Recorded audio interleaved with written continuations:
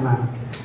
అలాగా అన్ని బాగానే ఉన్నాయి. బిడ్డ అడుగుతున్నాడు, అన్ని తెచ్చావు కదా నాన్న, గడ్డి తెచ్చావు, నిప్పు తెచ్చావు, గొర్రెపిల్లని తేలేదు నాన్న, గొర్రెపిల్ల లేదు నాన్న అని అడుగుతున్నాడు.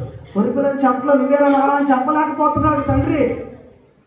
చావుపోయేది నువ్వేరా చెప్పలేకపోతున్నాడు. ఎందుకంటే ఆయన హృదయంలో ఒక బలమైన నమ్మకం, తీర్మానము, నేను నా తండ్రికి నా బిడ్డలు ఇయ్యాలి అనే తీర్మానం చాలా దృఢంగా ఉంది.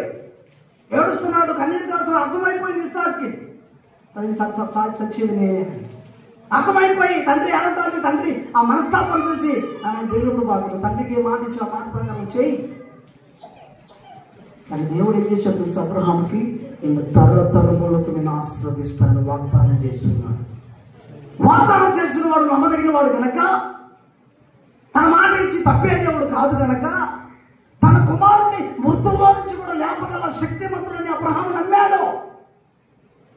చంపగలడు, తిరిగి లేపగలడు అని ఆయన నమ్మాడు కనుక అంత ధైర్యంగా ఇవ్వగలిగాడు. ఒక పక్క బాధ ఉంది కానీ నా దేవుడు చేస్తాడని నమ్మికోడు.